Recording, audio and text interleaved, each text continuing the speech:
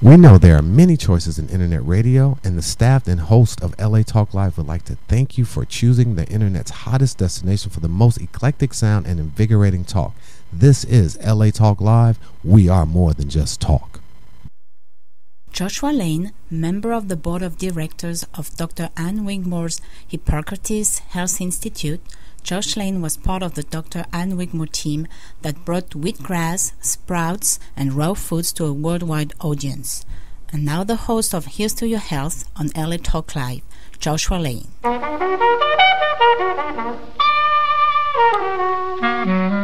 We're back. Thank you for tuning in to this edition of Here's to Your Health on the LA Talk Live Broadcast Network. I'm your host, Joshua Lane. The subject of exercise, of sports, wellness, weight control, where most of us are interested in that now. And there is, besides exercise, there's an emotional component that helps some of us achieve fitness. Others seem somewhat blocked. And there are people who can help us overcome that block. And Kim Chronister is my guest. Kim is a PhD who has this new book out, The Psychology of Behind Fitness and Motivation, if I'm pronouncing that exactly correctly. Kim, thanks for being on Here's to Your Health. It's wonderful to be here, Josh. Thank you. Happy to have you here. And what prompted you to write this? It was quite the process. I had a couple of experiences that really shaped my ability to research fitness motivation in particular. So really I was working with personal training clients and training them and helping them to feel good and, obviously physically look better, but they were unable to maintain motivation off-site and actually maintain motivation at home. Right. And simultaneously I was working with therapy clients, in psychology, and they were struggling with depression, and they weren't able to utilize the most important tool, an antidepressant tool, in fact, which is exercise. Right. So I really wanted to combine the two and do the research, turn that into a dissertation, which was eventually turned into a book. I see. And so for the listening audience, where do you have your undergraduate and graduate degrees? Undergraduate was Cal State Long Beach, and graduate Alliant International University, and that was clinical psychology doctoral for a health emphasis. So then you have the academic background to understand that there's an emotional component to everything. I mean, we have an interior life. A lot of us realize that now. I mean, people maybe didn't know that in 1900. Sure. I mean, they didn't really think about it, did they? Sure. Sigmund Freud, possibly that's his major contribution. It seems like a no-brainer now, but at the time it must have been, terribly radical. We have an interior life. Absolutely. And there's a mind-body connection, and we didn't really tap into that before. So we used to kind of go into the past more, and CBT, cognitive behavioral therapy, really goes into kind of future orientation, kind of giving people the tools to go on and use them for themselves. So you don't really have to be as dependent on therapy long-term now. And let us say you're working with a client who needs to, exercise. They want to feel better. They want to look good, which is part of it, but they want to feel better. Mm-hmm. So what do you do? I mean, what are some of the techniques that you use to help your clients? Okay, so there are a lot. So we have cognitive behavioral therapy, which is actually, future-oriented. It's really an evidence-based technique. So it's reshaping your thoughts. You got to reframe your thoughts. If they're negative, we need to reframe them to more positive. So for instance, if you think to yourself, I can't do it. Well, we want you to think and try to put this into practice, that I've done it before and I can do it again. If you think I don't have enough time, you just want to say, I can make time. It's actually going to give me more energy to accomplish more tasks throughout the day. So that's really important. We actually know that a new study came out that if you tap into an old memory, even if it's far back, even if it was a painful memory of working out, it can still be highly effective getting yourself going, even 5 minutes into the workout or 5 minutes before the workout. So even just accessing a memory of you working out previously can actually help you get motivated in the short term. So in other words, is the phrase, well, I used to be trim, I've already done that, I can do that again, that's a positive? Yes, that's a positive. So that's reframing. That's definitely reframing. You also want to challenge irrational beliefs. So if you think to yourself that I can't do it, well, you know what? An athlete wasn't able to compete in an Olympic competition previously until they were able to work at it every day, do mental rehearsal techniques, work with a coach, work with a sports psychologist. They weren't able to actually accomplish, winning, Olympian event until they practiced it. So before they weren't able to do something, they were later. So if we can apply that to our lives now, we can certainly accomplish, tasks of working out 30 minutes, an hour a day. when you get clients, they come to you saying, I would like to work out, but I don't seem to really ever do it. Help me want to do it, and then give me a good training regime. So they say, listen, I also need a good regime, otherwise I'm going to get bored or whatever. What do clients say to you? So there's two ways I work with clients. One, I work with depressed individuals who can't get motivated to work out. Maybe they're experiencing lethargy, they're experiencing kind of tiredness throughout the day. They're not able to get that motivation going. So really what we do is psychoeducation. We let them know that actually increases the neurochemicals, the feel-good neurochemicals in the brain. Right. So serotonin, acetylcholine, dopamine, huge spikes. These are feel-good chemicals. So that's psychoeducation piece. These are when I'm working with depressed clients. Excuse me. And where do you find the depressed clients? Aren't they staying home, not coming out of their room? I mean, no, seriously, where do you get them? That's true. These clients in particular, not my wellness coaching clients, but my therapy clients, they're actually coming in, maybe they were, had a 5150 stay. Maybe they had actually had a referral from someone. But What's this is for 5150? therapy. That's for a 72-hour hold when somebody's really acute and they're having the state turns them over symptoms. The state, it could be a social worker, it could be a hospital. I see. So they'll get a referral. So Okay, they so have enough energy to get into therapy, but just not necessarily the wellness coaching later on. Okay, so I was really being kind of flipped there. So you're working with some patients who really have issues. Some serious depression issues, Right. major depression, maybe dysthymia, something like that. So then also with the wellness coaching, I'm working with people that simply need motivation to work out, or they need a weight loss plan, something like that. And the patients who are really, having a low moment in their life, have you been able to help some of them? Absolutely. I have a lot of testimonials. I've been very fortunate to have them kind of take testimonials from my book, testimonials from the coaching, therapy as well, depending on who is comfortable with providing a testimonial. But people have really reshaped their lives. They haven't isolated as much, so they've been able to be more open to careers, work setting, socialization, all the things that make us happy. And what about substance abuse clients? Let's say you have a client who is, drinking too much alcohol, and they would like to cut it out. Can you be helpful there? I've actually helped a client most recently struggling with alcoholism, and one thing that was really great that was tied to her identity was running, and she hadn't done it in a long time. So sometimes a client will kind of be very dependent on AA or SMART, which helps them gain sobriety. However, they'll be really tied to it as far as an alcoholic, to their identity. So they'll think to themselves, I'm an alcoholic and I'm nothing else. So we really need to get them to hone in on different forms of their identity. So maybe they're a runner in this case. And so we had her sign up for a marathon. So what happened was she became less depressed. She had the feel-good neurochemicals. She had new dopamine receptors created in the brain, so she had more motivation to do it long-term. And she also had something to look forward to so that she could perform at her best and feel really good with her identity. So I've had that happen recently for a substance abuser. Now, you just actually offered a criticism of Alcoholics Anonymous, which is very widely used. You said, and this actually rings true to me, that if you are an AA, that kind of perpetuates a certain identity, but that indeed your thinking is that could be a block for some people. For some people. There are some people that have really full lives that are in Alcoholics Anonymous, and it works for a lot of people, and people, definitely need to use it a lot of times to maintain sobriety. But it's the people that hone in and actually attach their entire identity to being an alcoholic, not even necessarily being an AA, it's being an alcoholic, and rather than actually honing in on all their other skill sets, all their strengths, and all the other things that they could attach to their identity. Well, do you think that your sense of psychology and motivation and wellness is really, the way you describe it, to me, it seems it's a step forward, and here's why I say that. When I was much younger, I've always been a very careful eater, but I actually went to an AA meeting because I had people who used to shop at my store in Florida, and they were in troubles with substance abuse. So I went to a meeting, and it was in the 70s in Florida, and people, they weren't drinking alcohol, but they were smoking cigarettes, which I really, not really into. They were smoking cigarettes, they were eating lots of cake and cookies and donuts and soda in the back, and I thought to myself, well, these people have blood sugar issues. Part of the substance abuse, the alcohol it's blood sugar. And at the time, when I mentioned that to some people, they really gave me a dirty look. Because this was in the 70s. Sure. They really thought, who are you to talk to us about blood sugar? Sure. Who are you? And I thought, okay, fine. But now I was told that at AA meetings, no one's smoking cigarettes. They're much more alert to the physical aspects. And so AA is not the same AA it was years ago. Absolutely. I mean, people know way more. They can be really, really well versed in nutrition now, and they'll implement that in their programs. Right. It's really the people that only label themselves as alcoholic or substance abuser, and they get away from their true identity.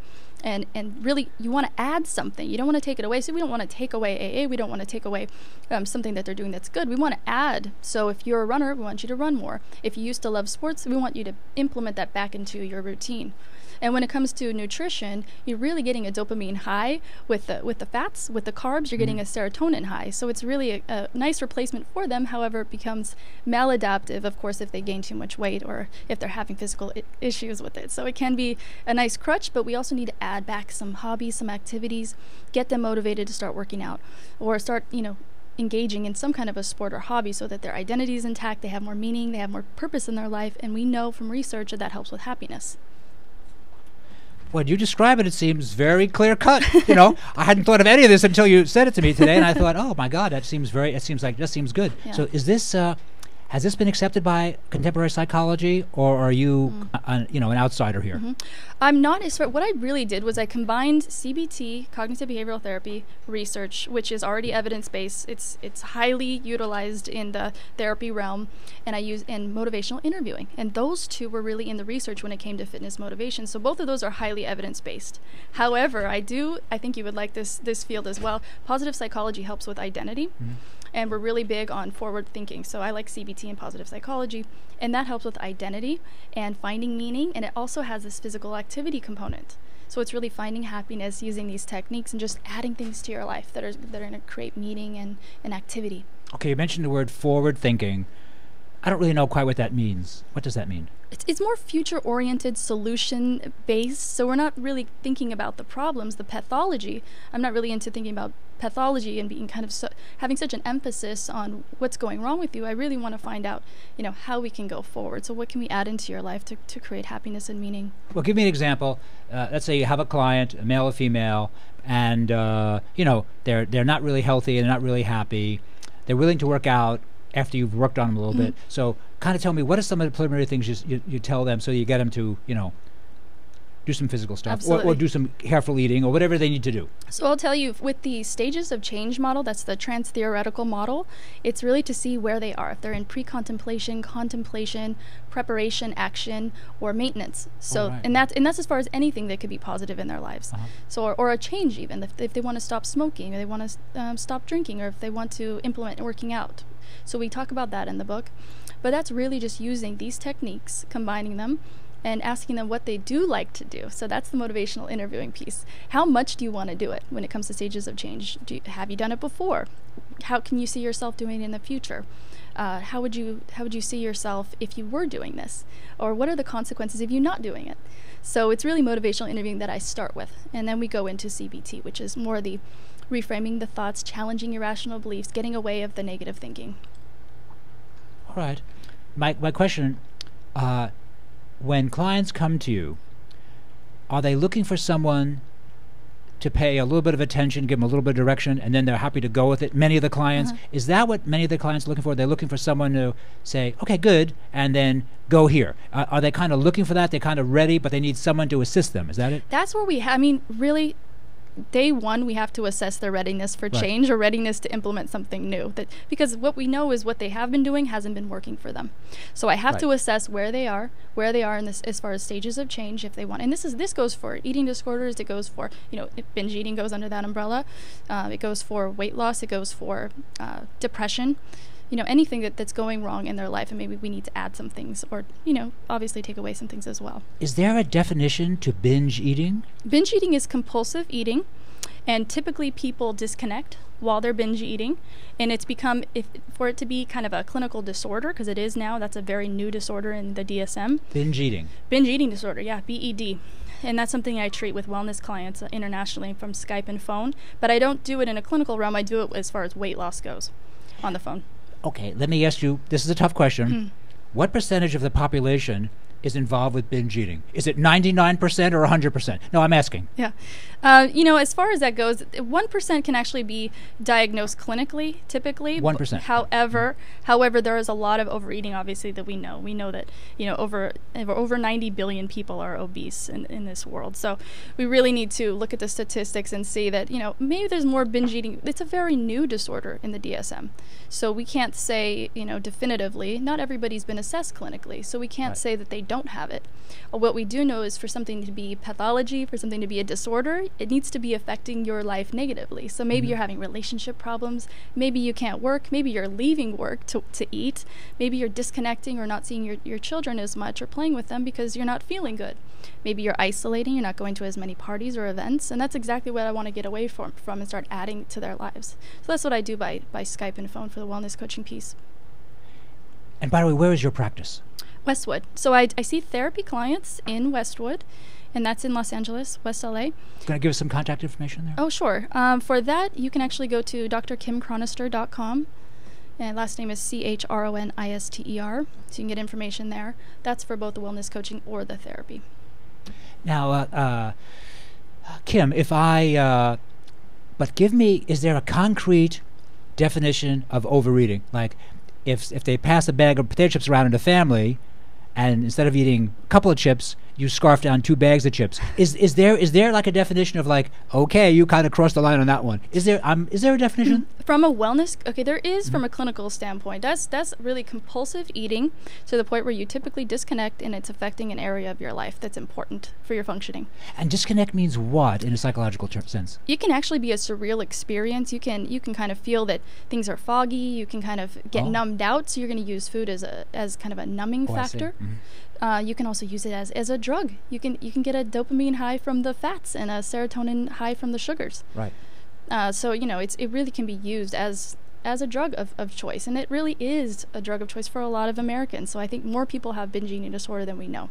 That's why with this niche, I'm really, really into helping people in the long term and short term with this disorder and people who just overeat in general, who need fitness motivation and who need to curb down on the eating.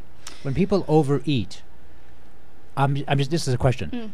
Is there, for example, let's say someone's eating too much, I'll use the word soda pop.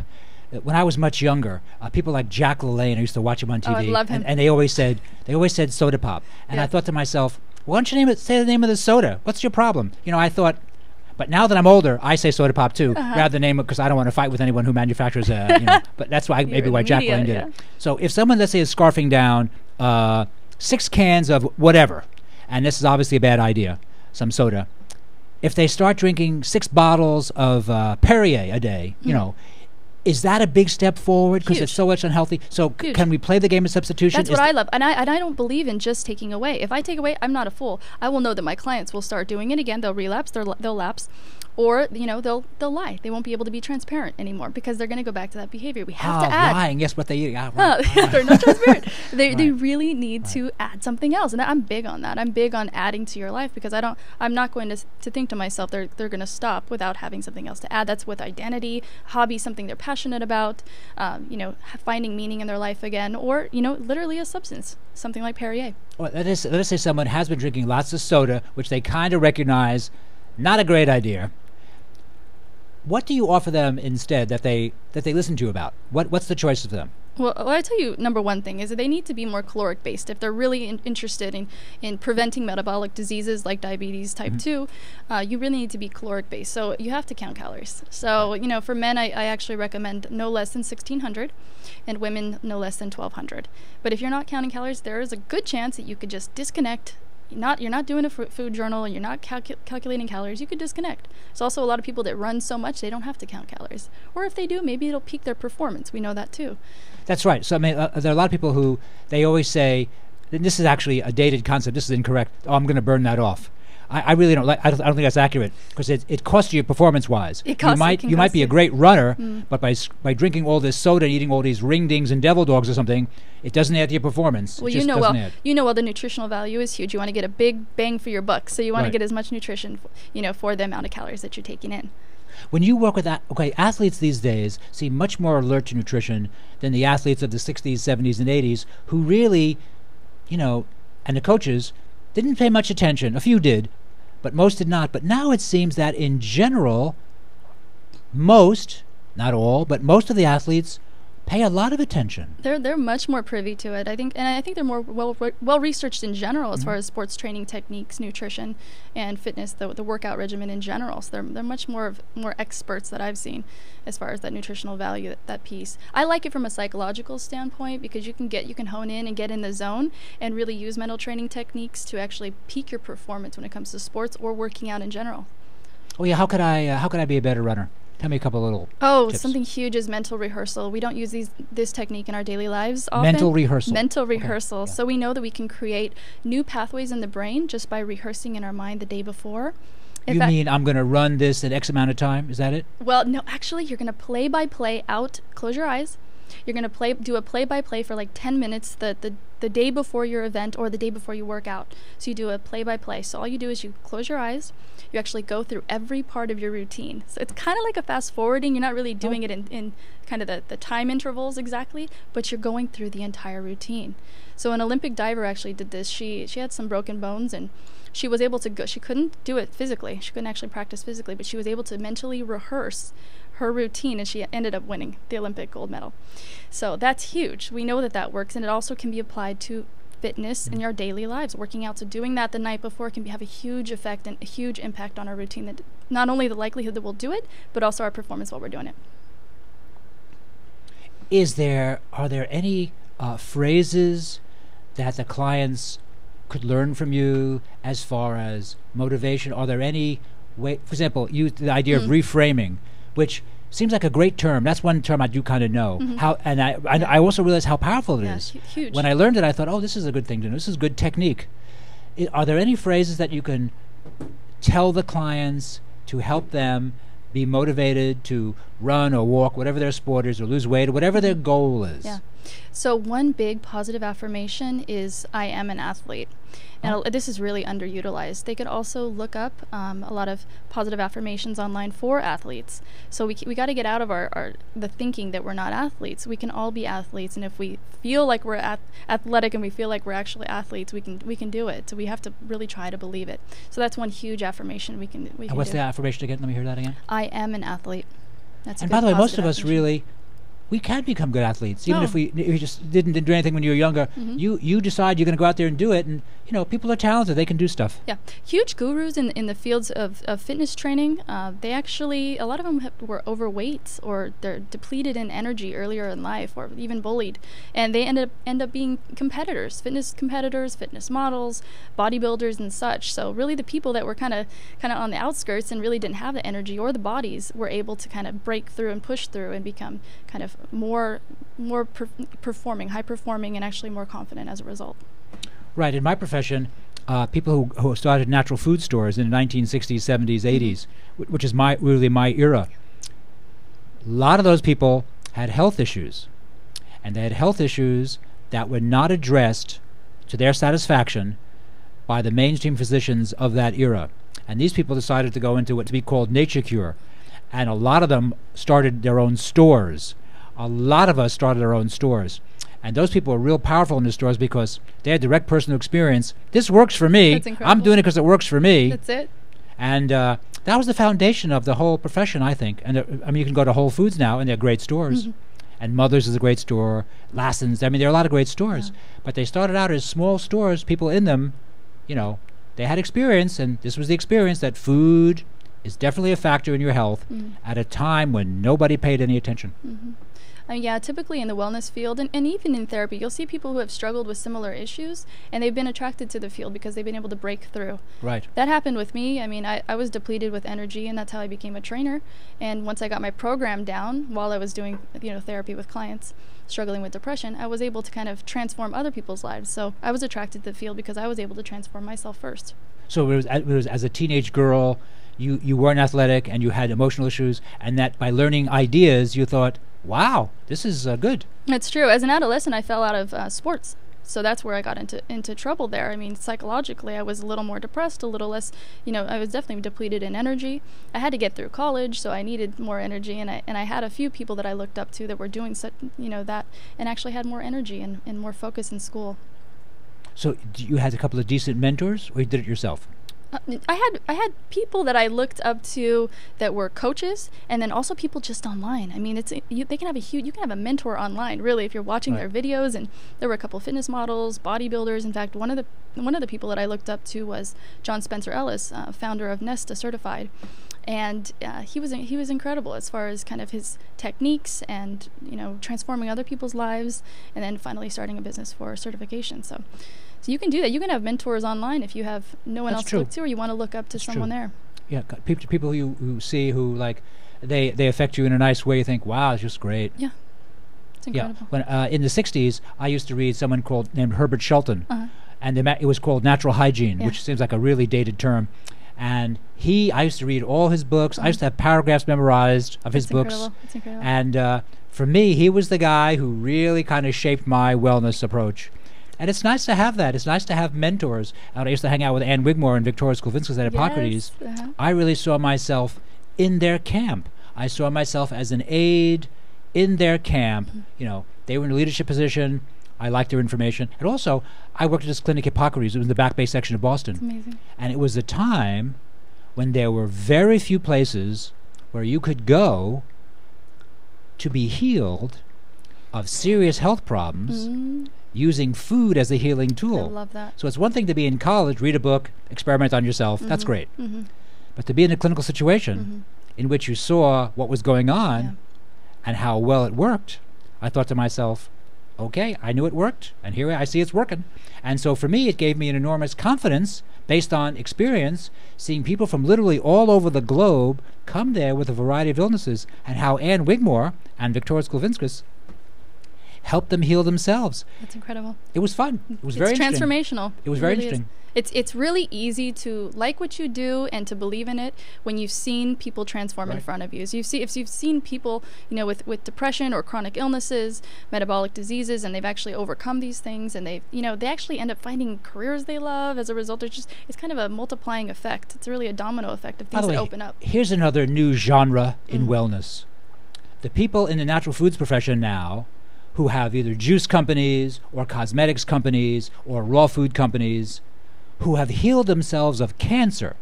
Now, I'm not making a joke here, because I could probably think of a dozen people that I know of in wellness with companies who have healed themselves of cancer. That's incredible. Yes, and that is very interesting.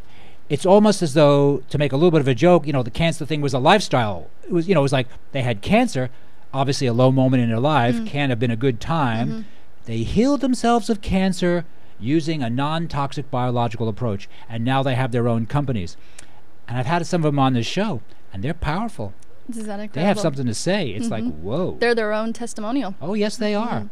Yes, they are. And some people hearing this broadcast today on LA Talk Live might think, really? We didn't know that. Some of my guests knew that, but some of my listeners know this, but some of them hearing this for the first time might think, wow, we had no idea. That is incredible. Well, Kim, it's been great having you on. It's been great, Josh. Once again, how do we contact you? You can go to drkimchronister.com. You can also get my book on Barnes & Noble online or Amazon.com. It's The Psychology Behind Fitness Motivation. I'm also on Twitter, Facebook. Well, Kim, thanks very much for being on. Thank you, Josh. Thank you. Okay. You're listening to Here's to Your Health on the LA Talk Live Broadcast Network. I'm your host, Josh Lane. We're going to take a short break, and we'll be right back after these important messages.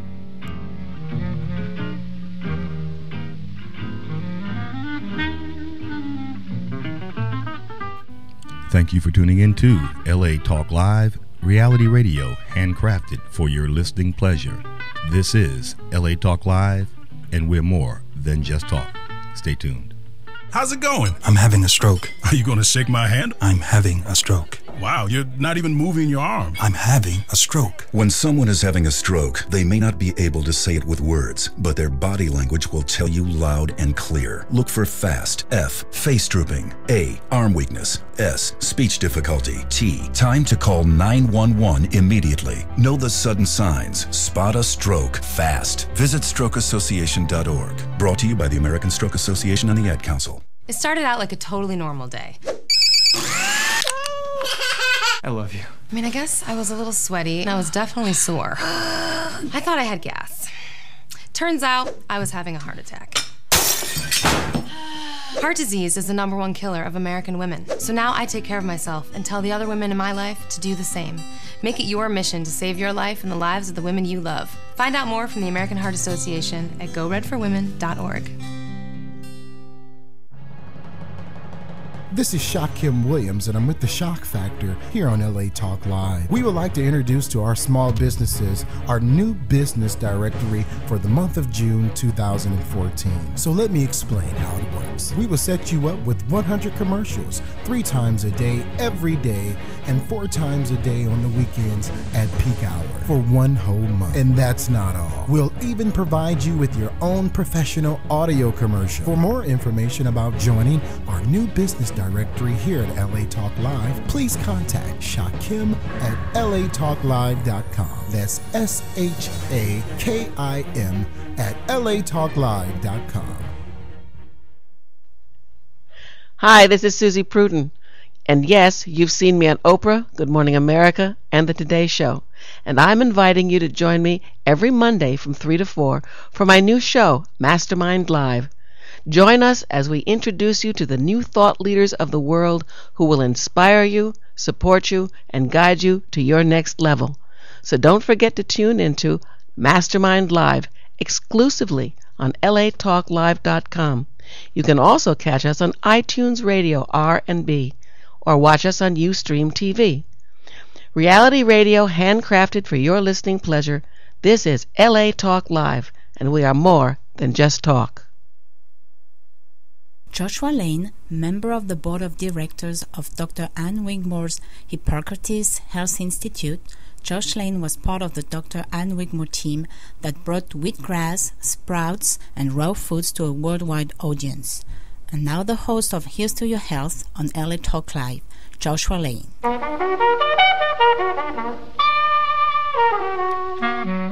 We're back. Thank you for tuning in to this edition of Here's to Your Health on the LA Talk Live broadcast network. I'm your host, Joshua Lane. My guest is Sandora E. Katz, who has written a book on fermentation, which has been very well received. New York Times liked it very much. Michael Pollan gave him a foreword. It's a very nicely done book on fermentation, a great subject. It's very nicely written. It's witty. Mr. Katz, are you on the line? Yes, I am. Thanks for having me on your show. My pleasure. Happy to have you on. And so for my listening audience, please give us your definition of what fermented food is. Well, sure. I would say that, broadly speaking, fermentation is the transformative action of microorganisms. So fermented foods and beverages are those foods and beverages that have been, transformed in some way by the action of microorganisms. All righty. And when you were a kid, you just enjoyed eating pickles, which is a fermented food. People might not think of it as such. And then also, as a young man, were you not careful with yourself? You just weren't careful, is that it? And then you just decided to become careful as you got a little older? What do you mean was I not careful with myself? In other words, when you were younger, did you pay much attention to what you ate, or you were just kind of more of in a partying mode? Well, I was. I've always been interested in food. I mean, my ideas about what constitutes healthy food have certainly shifted over time. But I don't think I ever ate a lot of junk food. And so for you, the idea of fermentation, sauerkraut, sour pickles, sour rye bread, you just gravitated to this as a subject because your first book came out in 2003, a nice book, but this newer book seems to have really captured the public's attention. Really, what got me interested in practicing fermentation? I mean, as you said, as a kid, I got interested in some of the flavors of fermentation, but nobody in my family was talking about fermentation or practicing fermentation. But what really got me to start practicing fermentation was 21 years ago. I moved from New York City to rural Tennessee, and I got involved in keeping a garden. I was such a naive city kid that I had never really thought about this, but it turns out, and it's somewhat obvious, that in a garden, when you have a row of cabbage, for instance, they're already at roughly the same time. When you plant a row of radishes, they're already at roughly the same time. So, fermentation has just been a very practical strategy for, basically preserving the harvest. Basically all of the things that constitute our food, all the plants and all of the animal products that we eat are, populated by elaborate communities of microorganisms. And, as we all discover when we have to discard rotten or spoiled food in our kitchens, the transformative action of microorganisms is not always pretty. It can result in food spoilage. Right. But there's sort of an inevitability to microbial transformation of our food, and this is why fermentation is practiced everywhere. It's because, really millennia before, we had microscopes or the ability to, discern between different types of organisms, people learned, incredibly practical lessons about how under different storage conditions foods would change differently. And so, fermentation really amounts to manipulations of environmental conditions which have the result of encouraging the growth of certain kinds of organisms while simultaneously discouraging the growth of other kinds of organisms. And basically it means the difference between, the microorganisms present on food, decomposing it into a mess that nobody would want to eat, what we would call rotten or spoiled, versus, harnessing this inevitable natural force that's present on our food to make our food, more stable for long-term preservation, for storage or for transportation, and or to make our food more digestible, and or to make our food more delicious. And you can walk into any contemporary gourmet food store and look around and start thinking about the nature of the foods that we consider gourmet foods, and they're almost all products of fermentation, because fermentation creates these unique, compelling, complex flavors that you can't get anywhere else. Right. I certainly agree with that. Now, in your book, which was, by the way, was a fun read, it's just a fun book to read, you really seem to feel that the anthropological evidence is that the use of mead or a fermented honey beverage was the first fermented food, possibly, and that the art of fermentation of this honey product marks a very important step in civilization? Yeah, sure. That seems to be the general consensus among anthropologists and archaeologists. Although, there's also, a perhaps more ancient tradition of, eating fermenting berries. And there's lots of there's lots of observations that insects and birds and different kinds of mammals are drawn to the smell of fermenting berries. Primates are drawn to the smell of fermenting berries. We evolved with the enzymes to digest alcohol. So, it would seem that, fermentation, which is simply a natural phenomenon that will happen to, sugary fruits, without human intervention. It happens to honey if it gets diluted with water. It's a natural phenomenon. And I think that, even before, we really became human, our evolutionary ancestors were certainly, familiar with, the phenomena of fermentation. I would say what the uniquely human cultural achievement has been is refining the methods and creating vessels and, expanding the range of what kinds of foods and beverages could be fermented. But, just the action of microorganisms on food, it's sort of an inevitability that happens with us or without us. Mr. Katz, we all probably are familiar with, sauerkraut and sour pickles. Those kind of hard vegetables, ferment very well, and we all use them and probably enjoy them. May I ask you a question? I'd like to get your position on kombucha, which is so popular the past number of years as a beverage, based on what seems like exhaustive research on your part for a couple of decades on fermentation. Could you please tell my listening audience on LA Talk Live what you're thinking about kombucha is? Well, I mean, first of all, I should say that I enjoy kombucha. I make kombucha. I enjoy drinking kombucha.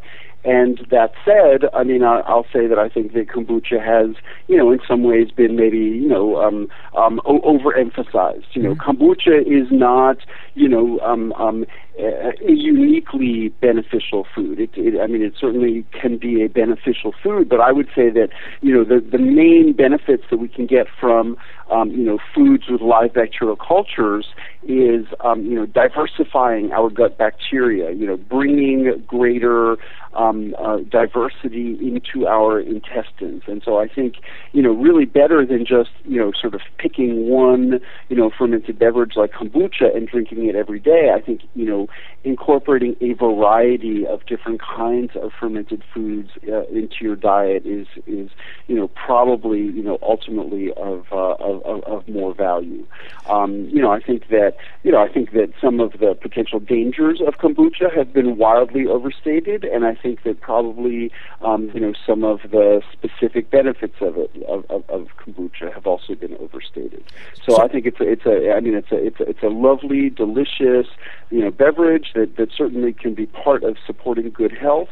But I think sauerkraut is an important food, and other types of fermented vegetables, and I think that yogurt and kefir and other kinds of lightly fermented beverages, as well as cheeses and olives and lots of different kinds of foods that contain live bacterial cultures really can be beneficial, and that if we really want to maximize the probiotic benefit, we have to think about diversity. Mr. Katz, do you feel, I did not really realize this until looking through your book, so olives are a fermented food in your opinion? Well, I mean, there are lots of different styles of olives. Mm-hmm. Some of them are lye cured and don't involve fermentation, but many of them do involve fermentation, lactic acid fermentation, just like sauerkraut. Okay, because for all these years I didn't really realize that when I saw lactic acid listed as one of the ingredients in the olives I was purchasing, that indeed that made it a fermented food.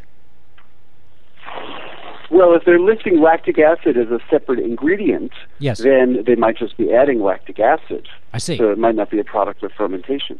But the simplest way of curing olives is basically like a method not very different from sauerkraut or sour pickles. It's just having the olives in a spiced brine, and the brine is just a saltwater solution. So based on what you've studied for the past several decades, the Europeans, the Mediterranean peoples, African peoples, in general, everyone uses fermented foods. I'd like to focus on the Europeans and the use of sauerkrauts and sour pickles and sour rye breads. Are those kind of the mainstays? Yeah, sure. I mean, definitely, like, Central and Eastern Europe. Fermented foods are just very, very important, and it's mostly these sort of lactic acid sour foods. Pickles, sauerkraut. Sour rye bread. Kvass. Once you get into the Slavic countries. There's a beverage that's becoming popular in the U.S. In recent times called beet kvass, which is basically a Ukrainian idea for fermenting an infusion of beets in water, and it's incredibly delicious. And it could be used as the base for making a really wonderful borscht, which is the way it's often used in Ukraine, or it's really satisfying, just as a beverage as well. But yeah, I mean, really, I don't have encyclopedic knowledge of every culinary tradition on the earth, but I've been looking really hard for a counterexample for people who don't incorporate fermentation, and I can't find any. I mean, certainly, throughout Asia, throughout Africa, throughout Europe, Central America, South America. I mean, fermentation practices just are pervasive, everywhere that I've been able to learn anything about them. Now, I have a question for you about alcohol. So alcohol is a fermented food, and you, as your opening statements on the show today, you said that humans can indeed digest alcohol. When I drink kombucha, am I getting any kind of amount of alcohol? And also on alcohol in general, I've always felt that alcohol in general is not a health plus for most of us. I'm not saying it's not fun or a social bridge, but that it's not a health plus. Well, you know, with most compounds that one could ingest, it's all about the dose. It's all about how much. Yes. And there's actually quite a bit of evidence suggesting that, you know, moderate consumption of fermented alcohol is actually even good for us. I mean, you know, by some indicators, your health would be expected to be better if you have, you know, 1 drink a day than if you have 0. You know, I think that the problem is moderation. I mean, you know, it's definitely clear, you know, how bad it can be for our physical health and for our, you know, mental health. You know, if we drink a lot. You know, historically, fermented beverages have tended to be more lightly fermented, lower percentages of alcohol, and it's really, you know, modern methods that enable us to ferment all of the sugars into alcohol without them turning into vinegar. So we're getting stronger fermented beverages, and then there's the whole other technology of distillation, which enables us to further concentrate the alcohol. So, you know, there are just more heavily alcoholic beverages available now than ever before. And really until 100 years ago, you know, you never had yeast without lactic acid bacteria. So fermented beverages also were probiotic. They also had lactic acid bacteria and lactic acid in them. Mm-hmm. You know, and certainly, you know, if you ferment things using wild organisms, you know, at home, you'll get these, you know, probiotic, lower alcohol beverages. So, I mean, I think that, you know, I mean, whether alcohol is ever good for us or is dangerous, I mean, I would say it has everything to do with, you know, how much we're using it and how concentrated the alcohol is. Okay, that seems like a fair answer. For those of you just tuning in, we're speaking with Sandor E. Katz. His new book, The Art of Fermentation, very well received by the New York Times. And again, Michael Pollan gave you a foreword. Michael Pollan being a very influential author, reporter on environmental and wellness issues. Michael's great. What about yogurt? Everyone seems to like yogurt. Is yogurt a great food? I would say yogurt is a great food. I mean, I love yogurt. I make yogurt myself at home. I have an heirloom yogurt culture, a Bulgarian yogurt culture, you know, that I've been using for quite a few years now. I'm making yogurt from it, and I love it. You know, I think most of the commercial yogurt that's available in the United States is, you know, has the live cultures intact. But I think what's important to understand about yogurt is it is not the only style of fermented milk. Like basically the fresh milk that, you know, we grew up with, you know, we who lived in the United States and grew up during the 20th century or into the 21st century, the milk that we grew up with has only been possible since refrigeration was widespread in our part of the world. Mm-hmm. You know, I mean, we can't even imagine, what do you do with milk if you don't have a refrigerator? Well, what most people have been drinking historically, what I would venture to say most people on the earth who are drinking milk are drinking is soured forms of milk. And in every part of the world where people domesticated animals for their milk, they developed distinctive styles of fermenting it. And mm-hmm. Yogurt is one of them. Yogurt is certainly the one that has become the most widespread, but there are lots of other, you know, really, really interesting and different styles of fermented milk. So I also love kefir, which is which gets a little bit bubbly, and it's made with a very interesting culture. You know, there are certain cultures that have evolved into distinctive physical forms that are big enough to see and hold. And kefir is one of them. So kefir is made with these little rubbery blobs that look something like florets of cauliflower. that are these elaborate microbial communities. More than 30 distinct organisms have been identified in this community. And it creates this beautiful, bubbly, mildly sour milk that is sometimes called the champagne of milk. So I love kefir. I just recently returned from teaching in Sweden, and in Scandinavia they have like just a whole range of really interesting and distinctive styles of fermented milk that they're still doing. So I mean, I absolutely love yogurt. Yogurt is the most familiar form of fermented milk for most people. But I just like to sort of let people know if they're not aware of this, that there are just so many different styles of fermented milk, because as a practical matter, that's how most people throughout time have been able to enjoy milk, is in its fermented form. And Mr. Katz, I question, so we in America in the 21st century, when we say milk, we're thinking of cow's milk. But in your research, have you found that most cultures, or many cultures in the 19th, 18th centuries, early 20th century, were much more involved with the use of goat milk and sheep milk rather than cow's milk? I don't know much about sort of historically how that has shifted, how much people have, been drinking other kinds of milk. When I first moved to Tennessee 20 years ago, I became part of a community that was raising goats. So goat's milk has been part of my life for the last 21 years. And I love goat's milk. When I can get fresh raw cow's milk, I also love that. But goat's milk is really wonderful, and of course the milk of every kind of animal, has its own distinctive, flavor, and different qualities.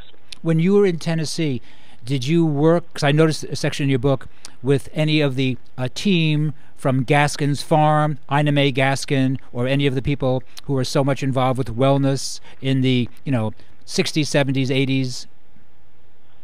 Well, sure. I mean, the farm, the community that the Gaskins helped to start, is still around. I've taught fermentation workshops there.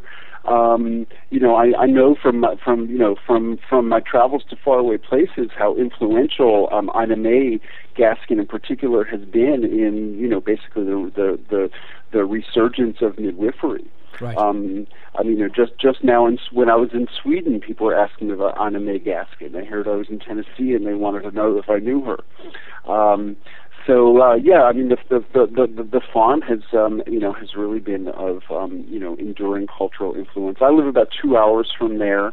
Even in terms of fermentation directly, I mean the availability of tempeh as a food in the United States can really be traced directly to the farm. Yes, I think so. Because they were interested in a soy-based diet, and they realized that people can't really just eat.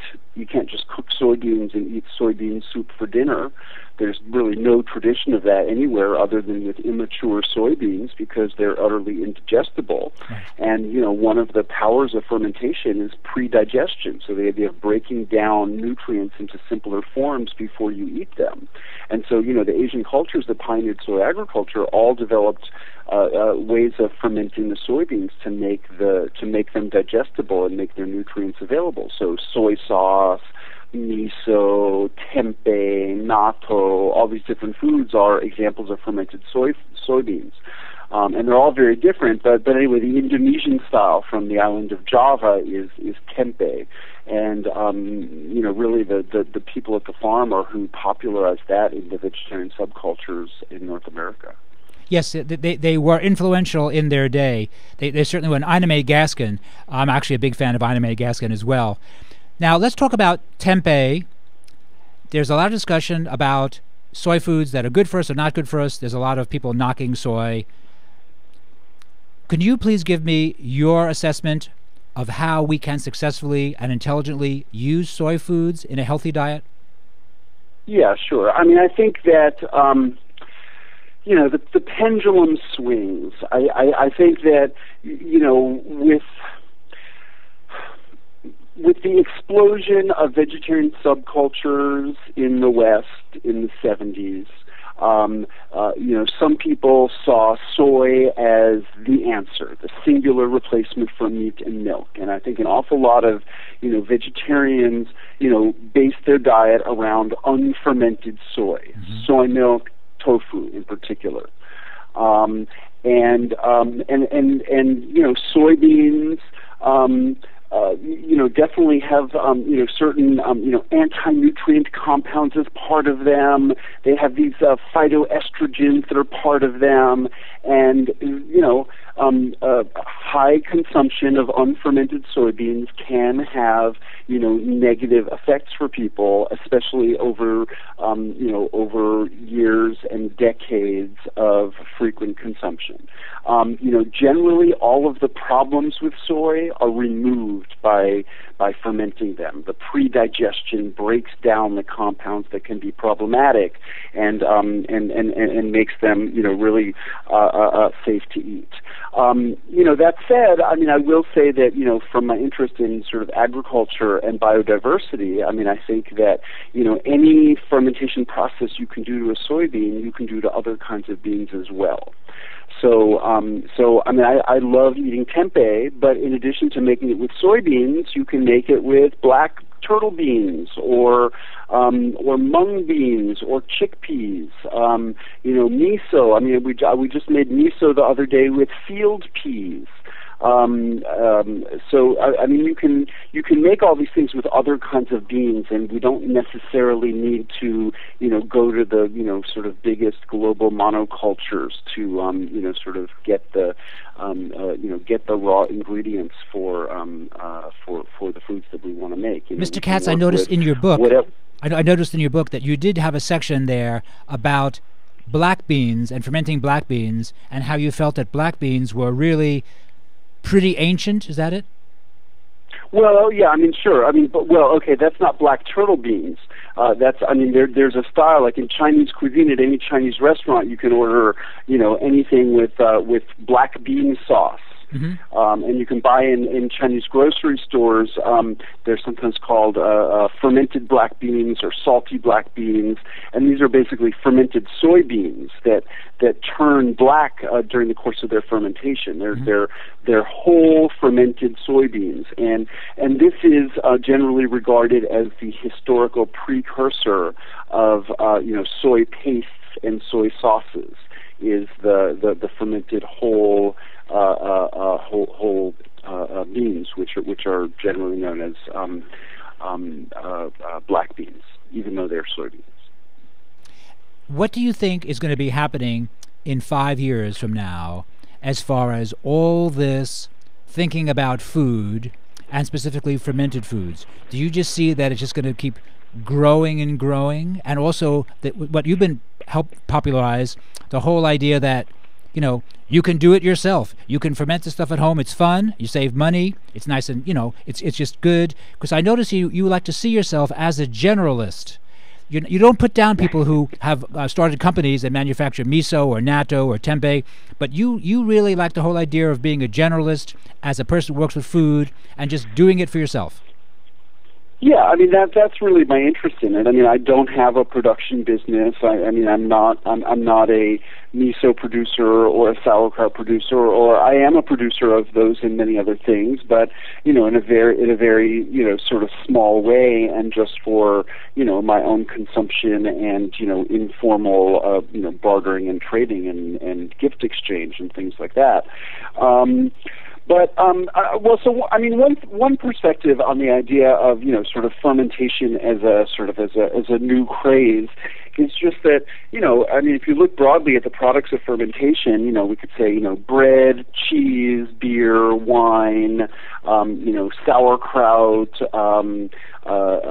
soy sauce, vinegar-based condiments, salamis. None of these things have ever waned in popularity. They have had enduring popularity throughout the world. So, fermentation is certainly not a new concept. What I would say is that, over the course of several decades, we in the United States first, and then increasingly in the rest of the world, just embraced convenience and the idea of, not having to be in the kitchen, not having to be in the garden. And so, we basically lost touch with a lot of the processes that are involved in producing the foods that we like, and these fermented foods have become something of a mystery. And I think that in the context of a broader movement of people wanting to know where their food comes from, people wanting to sort of have relationships with the people who are producing their food or have some role in producing food themselves, people have started asking questions, which has led to this sort of, revival of interest in the fermentation arts, because it's just such an important part of, how our food is prepared and preserved.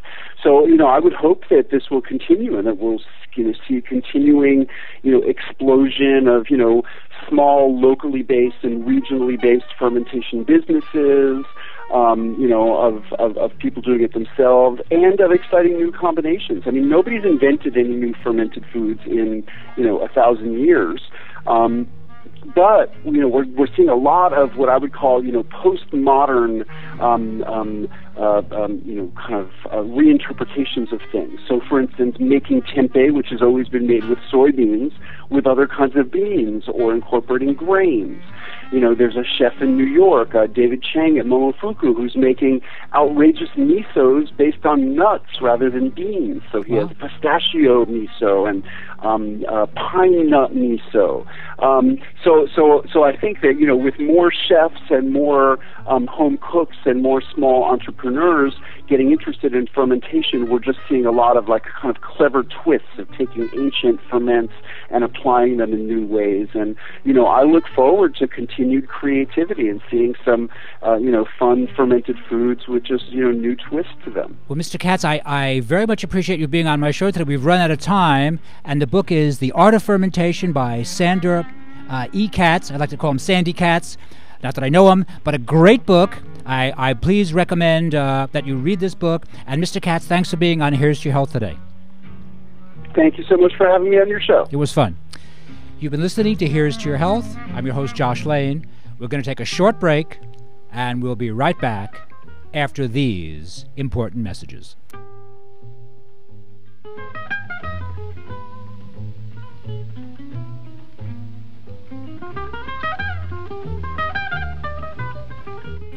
Thank you for tuning in to LA Talk Live, reality radio handcrafted for your listening pleasure. This is LA Talk Live, and we're more than just talk. Stay tuned. This is Shaquem Williams, and I'm with the Shock Factor here on LA Talk Live. We would like to introduce to our small businesses our new business directory for the month of June 2014. So let me explain how it works. We will set you up with 100 commercials, 3 times a day, every day, and 4 times a day on the weekends at peak hour for 1 whole month. And that's not all. We'll even provide you with your own professional audio commercial. For more information about joining our new business directory here at LA Talk Live, please contact Shaquem at latalklive.com. That's SHAKIM at latalklive.com. Hi, this is Dr. Levi, your fitness doctor, making a personal house call, inviting you to join me Wednesday at 10 a.m. Pacific for my all-new show, The Dr. Levi Show. Join us as we discuss fitness, health, and well-being, including emotional and spiritual health. So don't forget to tune in to The Dr. Levi Show every Wednesday at 10 a.m. Pacific, exclusively on latalklive.com and the Talk Live Broadcast Network. You can also catch us on iTunes, Radio R&B, or watch us on Ustream.tv, or catch us on the Live 365 network, and now on Radio Flag and Stitcher Radio. Reality radio handcrafted for your listening pleasure. This is LA Talk Live, and we are more than just talk. Hi, this is Elena, inviting you to join me every Wednesday at noon for Elena's Beauty Talk and more, exclusively on LA Talk Live. You can also catch us on iTunes Radio, R&B, or watch us on Ustream.tv. Reality radio, handcrafted for your listening pleasure. This is LA Talk Live, and we are more than just talk.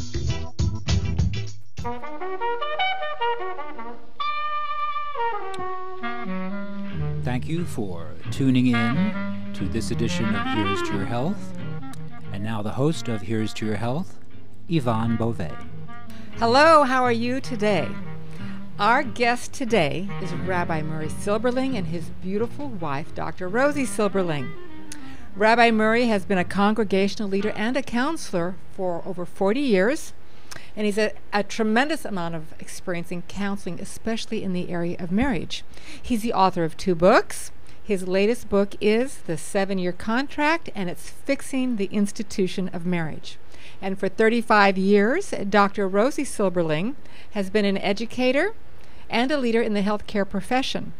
Both Rabbi Murray and Dr. Rosie Silberling are now taking their experience and translating it into renewable relationships, which is a new paradigm for the institution of marriage. Heaven knows that our culture needs a change in the paradigm of the institution of marriage. So welcome, Rabbi Murray Silberling, and welcome, Dr. Rosie Silberling. Hello, Yvonne. It's so good to be here and sharing with you and your audience. Thank you. Thank you, Yvonne. It's very nice to be here. Oh, it's really a pleasure to have you. I'm so excited to share your book with our viewing audience today because so many people are stuck in the area of marriage, and it's the foundation for their whole life. They have their marriage, their businesses, their children, just on and on and on, and when that fails, everything fails. So I'm very excited for everyone to hear what you have to say today. So your subtitle on this book is Fixing the Institution of Marriage. Mm-hmm. And what is it that you see needs to be fixed, and is it only for people that are married? Well, for myself, after the dissolution of my marriage, that 32-year marriage, I went through a whole crisis of trying to understand what went wrong with marriage and more, a larger philosophical view. And in doing this, I began to see what was going on, and I started to study and talk, research, and I found that among young people today, that the statistics are that over 51% of them don't even want to get married. Oh my. They don't want to get married because they're afraid of marriage. They look around and they see that over 50% of marriages statistically fail, and that with those that don't end up in divorce, they look around and see at least 30% more are marriages that they are not the kind of marriages that they've been dreaming about and hoping for. And so if you think about it, if they only have a 20% chance or so of a good marriage, why would you go into this? So the institution is really at a place where it is in crisis. So we're talking about marriage, but we're talking about other relationships other than married people also. So how did the dynamic of this affect all relationships? Well, every relationship that we have starts off with just people getting to know one another and learning how to communicate, learning how to negotiate, and learning, what they're about as people. And then as those relationships continue, there comes times when they get stuck. There's times whether it's, they don't see eye to eye as friends or whatever the relationship is, and they have to start to deal with the same issues that you are dealing with in a marriage. Mm-hmm. And many friendships end up coming to disastrous ends, which we see as a divorce of people who were very significant in your life for long periods of time. But even with a marriage relationship doesn't really start at the wedding when you say, I do. It started off when you met each other and you began to find out, who is this person? How do I relate to them? And you began to communicate and to negotiate the different aspects of life during dating and engagement, etc.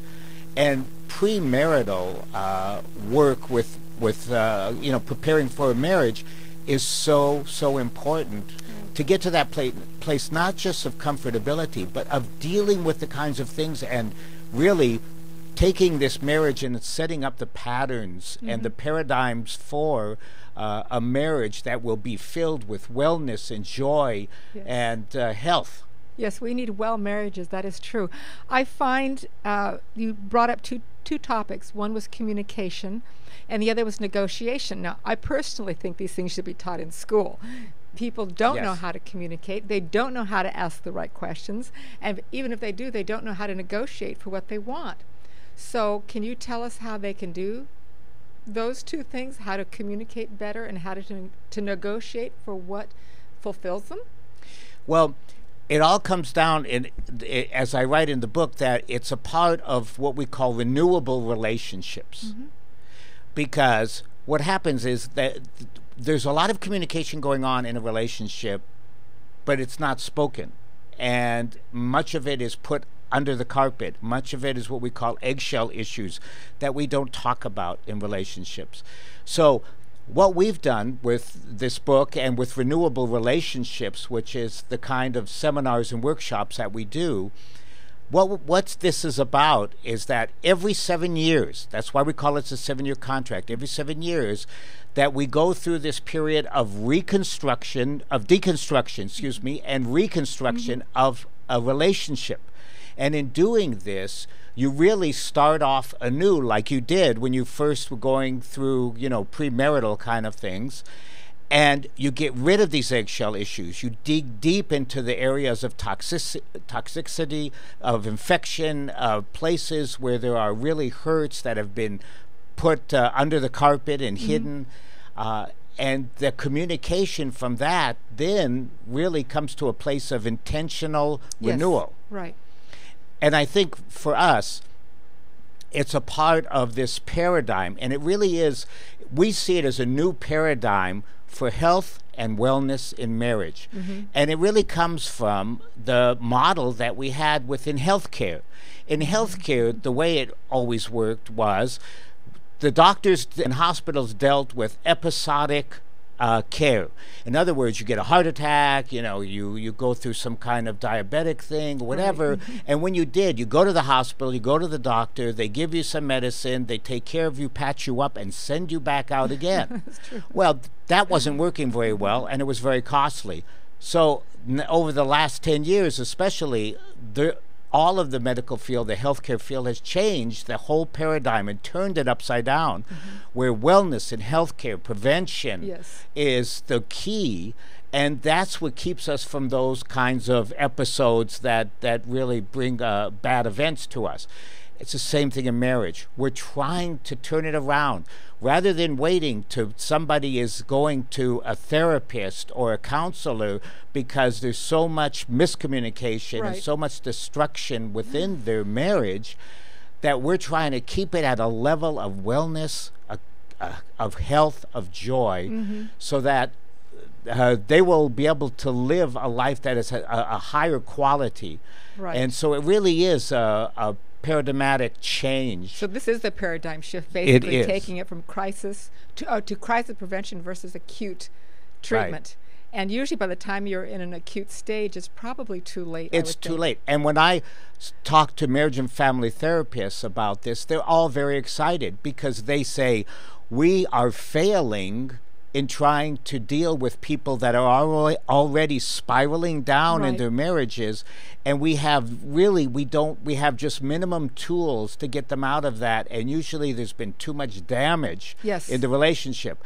If we can take people before they get married and teach them about relationships and give them this paradigm, if we can take them when they're premarital status and begin to set them in the course of a good pattern, and then we can every 7 years go through this process of deconstruction and reconstruction with the kind of communication and negotiation that's needed, it will revolutionize and fix the institution of marriage. So do you see this as you doing this for people, or will you give them the tools so they can do it for themselves?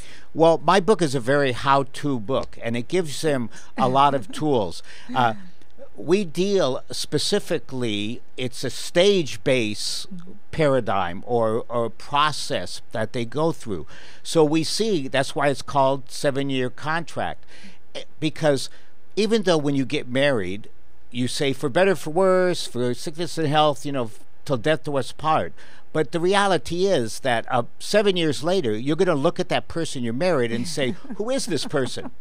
There's been so many changes that have taken place. Exactly.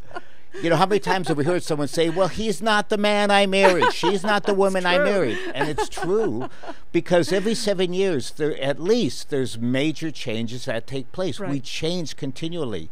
And the problem is that if we, every 7 years, start over again, reset, reboot, right, renew our relationship, we could continue to get rid of those places that really bring unhealthiness, bring it back up to a place to maintain the joy that we want. Right. Now, Dr. Rosie, you've been involved in the healthcare industry for 35 years, so a lot of these principles that your husband's talking about, you've actually witnessed.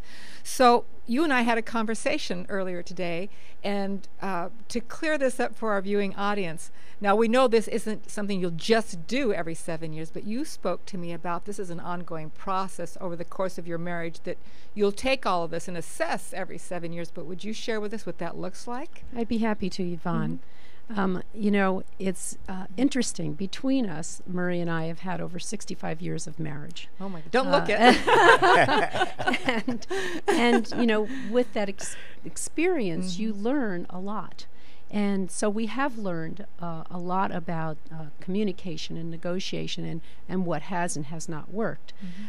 In terms of using this process every 7 years, you really need to use this process on a daily basis, because there are things that happen each day.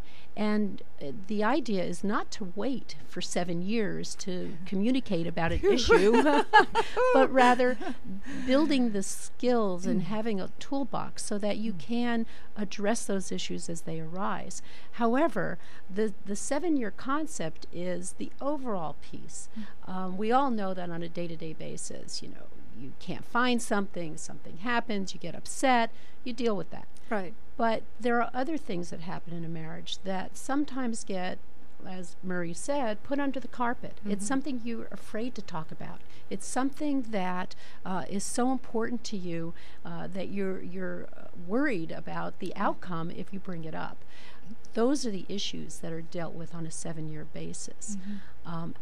And what we're looking at is helping people to identify what those issues might be in the stage in which they are.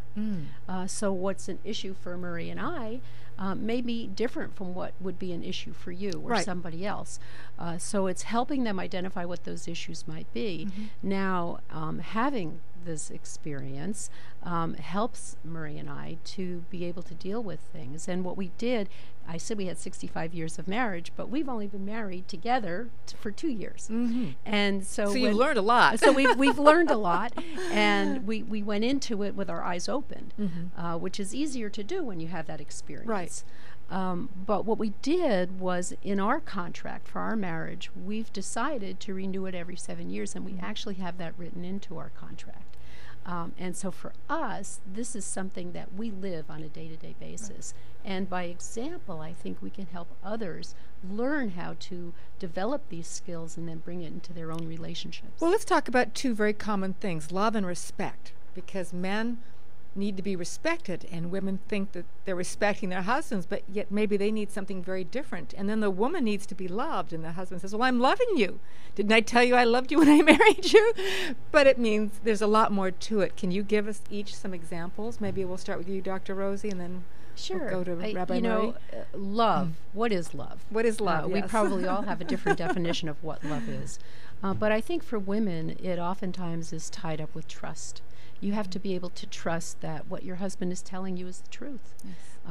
That if he's out with other people, that he's not out with other people to be away from you or to not love you, but to, live his life. So we have to be, I think, really careful in defining what love is and letting our spouse, our significant other, our friend, know what that means to us and how it manifests itself. So I think that for men, it's really important for them to understand what is it that will make my wife feel safe, will make my friend trust me. And I think if we can go down that path, that we will be able to establish a real connection and have boundaries. So these are the questions that must be asked. Absolutely. Respect. Let's talk about respect and what that means. Respect. I mean, obviously, both parties need respect, and both parties need to be loved. Yes. But one is more predominantly important to the one than the other. To the different genders. Yes, to the different genders. You know, respect for a man, because a man has a very fragile ego, and his job, he sees himself as the breadwinner, etc. But in the society today, it's not like that. Women are, you know, families have two people really working and making it work, whether it's working with the kids or in different aspects of the family, different aspects of bringing in finances, and all of these things become part of what allows the man to feel that he's respected, or to be in a place where circumstances render him in a situation where he loses that self-esteem he needs. And for the woman, a lot of times, she doesn't understand this because she's feeling love for him, so she feels that that's respecting him, and she never, you know, demeans him or anything, so she feels that's good enough. But for a man, it's a lot more fragile than I think women understand, and by being able to be sensitive to that, especially because as we said, this is something that is really a stage-based way of looking at life. For instance, when you first get married and he's working hard and he's got some good money coming in, you know, it's easy for her. He's feeling good about himself, and, you know, she loves him and everything's great. Well, that's the first 7 years. It goes well. And then comes second 7 years, and they have some kids. They have now, you know, 2, 3 kids, and all this stuff's going on. She's stuck at home and, you know, dealing with things that are very different than him, and he's finding that he doesn't feel comfortable around the diapers and this and that. And so now the relationship becomes more complicated, and with that, these aspects of love and respect need to be renegotiated. What does it look like for you? The tools that we give to people here are a lot of questions of what to ask in these particular periods of 7. Right. So that at a particular period, say, you know, when the man is going through retirement, what are the questions that she should be asking him, so that she could begin to reassess now at his age and in his circumstance what that means. When he loses his job and he's 35 years old and he has this tremendous sense of ambition and need to supply everything for his family, and how does that look? She needs to learn how to ask questions. He needs to learn how to ask questions of her when she's going through this phase, say in years 8 through that period of 7 years, and she's a soccer mom, and she finds herself totally running herself ragged and not getting enough sleep and everything. What are the questions that he needs to ask her, so that she doesn't just feel like, well, she's doing her job and we're making it through, but that she really is loved? These are the kind of tools that we give to people in this. But I think the stage-based part is so important, because we go through all these changes. And the fallacy that we've been given about marriage is that you just say I do, and then everything else will work out. But it doesn't work out. No, it doesn't. Every 7 years, you not only have a different person, but you have different circumstances. As I mentioned a few. What about when she's going through change of life? When he's going through midlife crisis? What do you do when you get to the place where you have teenagers and they're being really rebellious? What about the stage that deals with, as I mentioned, retirement? But what about the stage when one becomes a caregiver for the other? That's true. And that's why we've divided this up into all these stages. And so you're talking about cycles of life, basically, that there's... Yes. Yes. Because sociologists tell you that there's these phases of life that we go through. But we're trying to really give people the tools and that they need and the process and a paradigm for really going through it and renewing it in the particular stage that they're in. So. And it's not just, to renew the marriage and to move it along so that you are dealing with the issues. It's more than that. It's to bring joy and happiness. Well, that's going to be my next question to you. So I was going to ask you, tell us the how-tos on bringing this process into your marriage and how it changes the intimacy of your relationship and any relationship. And the first thing I want to preface with is that I see the two of you have a lot of fun together. You glow in each other's presence. You are so delighted to be near each other. You always want to be together. And that's something that I think everybody wants when they enter into a marriage relationship, and somehow they find themselves sometimes moving apart, which is very sad for both parties. So tell us, Dr. Rosie, the how-tos on bringing this process into your marriage and how it helps to create the intimacy that everyone is looking for. Well, I believe strongly that you have to have a strong foundation, and that foundation is love and respect. Okay. I respect my husband. I respect what he does. I respect the decisions that he makes. And if there are times when I question those, I don't hold that in. I ask them about it. And we have a conversation. As a matter of fact, we talk all the time. Just last month I had surgery and I wasn't able to talk for a week. Uh-oh. That was the most difficult week for us. I was using a little whiteboard, and I learned that you actually think a lot faster than you can write. That's true. So for us, the practical application is on that day-to-day basis. It's staying connected. It's sharing my feelings. When something doesn't feel right, I don't hold it in. I talk to him about it, and we discuss it. And it's give and take. It's really using the tools that we've learned in terms of communication and negotiation so that we can speak our minds and feel good about it after the conversation is over. So sometimes people don't ask the questions because deep down they're afraid to get the answer because maybe their safety and security is attached to the relationship staying the way that it is, and they feel if they rock the boat that could change, or the husband may feel a certain way if he, heaven forbid, he should say to his wife that she's gaining weight or doing something like that. That could be catastrophic for the next 3 months. So what would your advice be to people, not just couples, but to people in general, to help them overcome the fear of telling the truth and speaking their heart, not just their mind, but speaking their heart? Well, for us, this whole concept of renewable marriages is one of, first of all, being able to communicate, and that has to be the basis, that there is no such thing as not communicating your feelings, your fears, whatever it is that where you're at and what you need to, in order to make this a better marriage, if that's the goal. And so it's very different. When I think about people who are engaged, they ask all kinds of things, and they're not afraid to say anything about what they think about the person they're with. And that's the good thing. Well, it's like that. Every 7 years saying, okay, we're not married anymore as of today, so now we're engaged. Let's start asking each other as if we were just getting engaged. Right. And if you did that, what a different marriage it would be. Well, this is really an exciting topic. I know that you're going to be doing half-day, weekend, and weekly seminars and workshops. And the book is also for sale. You can find the book on Facebook. You can find it at Amazon and Barnes & Nobles, and it's also an e-book.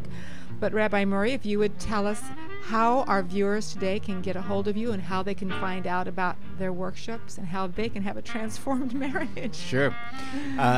The web page is www.murraysilberling, MurraySilberling.com. And you can also find it on Facebook, The 7-Year Contract. The book is available on Amazon.com and Barnes & Noble. eBooks, it's available. And also my email is sills, SILLS, at QNET.com, QNET, LaLaughLife.com. What a pleasure to have you, Rabbi Murray and Dr. Rosie Silberling. It was an absolute delight to hear about fixing the institution of marriage and the 7-year contract and the tools so people can have healthy and happy marriages. So I'm your host. My name is Yvonne Beauvais. I'm your wellness correspondent on Here's to Your Health with Josh Lane. This is LA Talk Live Broadcasting Network, and we are more than just talk here at LA Talk Live. Stay tuned, and we'll be right back with another edition of Here's to Your Health.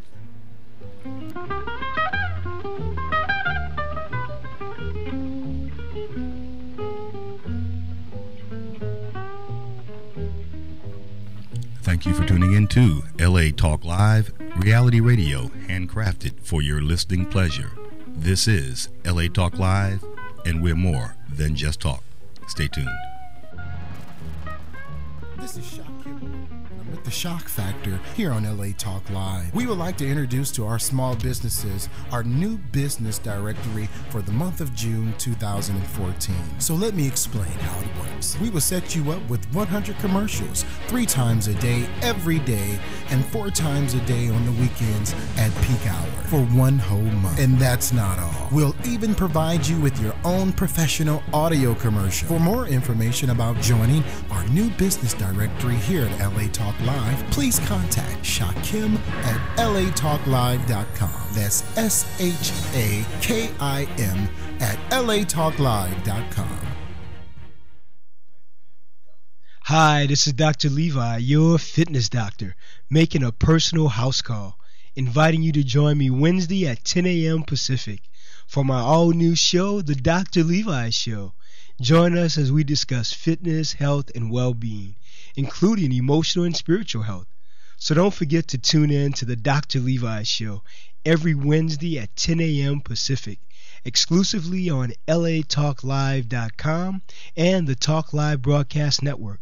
You can also catch us on iTunes, Radio R&B, or watch us on Ustream.tv, or catch us on the Live 365 network, and now on Radio Flag and Stitcher Radio. Reality radio handcrafted for your listening pleasure. This is LA Talk Live, and we are more than just talk. Hey everybody, it's your man Sabir Bey, back on your airwaves, inviting you to join us every Tuesday, 3 p.m. Pacific Standard Time on the Sabir Bey Show, discussing history, law, and hip-hop. Every Tuesday, 3 p.m. Pacific Standard Time, the Sabir Bey Show, exclusively on latalklive.com. You also can catch us on iTunes Radio and R&B, Live 365, Radio Flag, and now Stitcher Radio. Or watch us and listen directly at latalklive.com. Reality radio, handcrafted for your listening pleasure. This is LA Talk Live, and we are more than just talk. Hi, this is Starlet Quarles, and I'm inviting you to join us every Wednesday from 5 to 6 p.m. The Dialogue, Real Talk, Real People. Join us as we discuss the topics that are relevant to today's generational leaders. So don't forget to tune in to The Dialogue, Real Talk, Real People, every Wednesday from 5 to 6 p.m. right here on latalklive.com. You can also catch us on iTunes Radio R&B, Live 365, Radio Flag, and now Stitcher Radio. Or watch and listen directly at latalklive.com. Reality radio handcrafted for your listening pleasure. This is LA Talk Live, and we are more than just talk. Hey y'all, I'm Shakim Williams, and I'm the host of The Shock Factor here on LA Talk Live. We broadcast to the world every Friday at 8 o'clock Pacific Standard Time. Live music, live performances, we're just live. Chef Momo, Life MC, Diana, and once again, your host, Shakim Williams. So come join us every Friday here at LA Talk Live, the world-leading broadcasting internet radio station. The Shock Factor. The Shock Factor. Come join us on The Shock Factor. This is Brett Chapin. And this is Dorothy Dillingham Blue, inviting you to join us every Saturday at noon Pacific Standard Time for our show, La La Land Talk. Join us as we talk with some of the top talent in LA. Artists' untold stories, your phone calls, and live on-location broadcasts have made La La Land one of the best sources in LA for everything entertainment. So don't forget to tune in to La La Land Talk. exclusively on latalklive.com. You can also catch us on iTunes Radio R&B, Live 365, Radio Flag, and now Stitcher Radio. Or watch and listen directly at latalklive.com. Saturdays at noon Pacific Time. Find us on Facebook at facebook.com/LaLaLandTalk, Twitter, twitter.com/LaLaLandTalk. Reality radio handcrafted for your listening pleasure. This is LA Talk Live. And we are more than just talk. Joshua Lane, member of the board of directors of Dr. Ann Wigmore's Hippocrates Health Institute, Josh Lane was part of the Dr. Ann Wigmore team that brought wheatgrass, sprouts, and raw foods to a worldwide audience. And now the host of Here's to Your Health on LA Talk Live, Joshua Lane.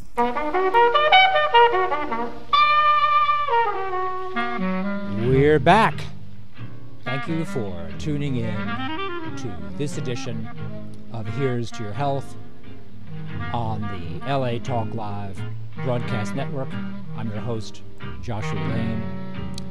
Exercise is very popular today, and Pilates is widely used. People enjoy Pilates. Originally, dancers did Pilates, in the 40s, 50s, and then 60s too. And then a little after that, people started to do Pilates, us regular folk. My guest is Amy Jordan, and she has Wunderbar Pilates. Amy, welcome to Here's to Your Health. Thank you, Josh. I'm glad to be here. Happy to have you here. So tell my listening audience, what exactly is Pilates? So Pilates is an exercise format that's based on working from the inside out. So working to strengthen your core and use the rest of your body in conjunction with your core to increase flexibility, increase strength and toning. And the way that we practice it at Wunderbar Pilates, it also incorporates a significant amount of cardio work so that you're also getting fat loss and calorie burn while you're getting the benefits of traditional Pilates. Are you a former dancer? I am not. I do like to dance, but I'm not a former dancer. Are you a runner? I used to run. I was training for a marathon and was sidelined by an injury. And Pilates is one of the only exercises that I've been able to maintain and keep up with because it does really focus so much on form and rehabilitative progress. So that's how actually you got involved with Pilates? Originally, I was going through a difficult time in my own life. I was going through a divorce, and Pilates was a place of solace for me and a place where I could kind of get my head back into the game. And after I went through that process, I really decided I wanted to bring it to my hometown, to my community, and that's where I opened my first studio, originally in Montrose, California. And since then have increased my training and created our own equipment that we use. And it's a patented machine called the Wunderformer, and we now have Wunderbar Pilates studios across the Southland, across Southern California, and we have 5 studios now, all using the Wunderformer equipment through Wunderbar. Just really the idea of paying it forward and wanting to bring something positive to the community because Pilates had done such a positive work in my own life. And where did you study Pilates? In New York City? I actually studied at Long Beach Dance Conditioning with Marie-Josée Bloom, and she's here in Long Beach. And how long a period of time was that course of study? It's been over the course of nearly 10 years now that I've been working, practicing Pilates myself, and then working with masters like Marie-Josée Bloom, Kendall Pink, Alicia Head, and the team at Long Beach Dance Conditioning. They're world-renowned. Marie-Josée literally travels the world, has written, in medical textbooks, and just has so much to offer that then my aim is to share with as many people as possible through Wunderbar. So Joseph Pilates started his method of exercise, and I think originally he was in New York City and he worked with largely ballet dancers who were looking for what we must see as progressive exercise at a time when there was very little exercise in the United States. People were not exercising, it just wasn't a concept. Very true. Right. And so what's the name of this fellow you're working with? Or woman? It's a woman, and her name is Marie-Josée Bloom. Is she one of the foremost teachers of Pilates today? She currently is, yes. She is. She's studied in, immense amounts of body conditioning, and she's really on the cutting edge of how we approach physical fitness and physical health from the inside out. She's been doing this for well over 30 years, and so it's a really great mentor for me to have as I bring it into the next century. And we call what we do truly Pilates Reinvented, because it marries the intensity of the group class that so many people are really looking for in their fitness experience, where it's high energy, it's a lot of fun, but it's working together with traditional Pilates so that you have proper biomechanics, and it really improves your experience in your own skin instead of only worrying about the surface that you have a six-pack of abs. I'm working much deeper from the inside out. Right. And you'll get that six-pack, but you'll get it without hurting yourself and feeling really good when you leave class and walking out of there. So, simply, is Pilates stretching? I mean, how do we characterize Pilates in the scheme of things as far as exercise health? Primarily, it would be strength conditioning because you're working against the resistance of the springs on the equipment and or your own body weight. And then at Wunderbar, we infuse cardio into that as well. But at the core of it, the equipment is used for strength conditioning. The pace and the structure of our classes, the choreography of our classes, is what infuses the cardio that you might not see at a traditional Pilates studio, but that you would see at Wunderbar. And I have seen, I think, Joseph Pilates' Reformer, the equipment. Right. And I remember I knew someone who studied at the New York School and had this lovely, seemingly old-fashioned looking wooden equipment that had a dynamite look. I mean, it really looked, fantastic. So what does your equipment look like? Is it wood? What materials do you use now? So that's absolutely right, that traditional equipment is wooden. It was originally made out of bed springs that were used with recovering veterans during World War I. Oh, I see. And then when he came to New York, it was more about bringing it into the home, bringing exercise into the home. And that's why there's equipment called the Wunda chair. It was literally a chair that could be converted into a piece of exercise equipment. So I've taken my inspiration from Joseph Pilates' work. So we started with the Reformer.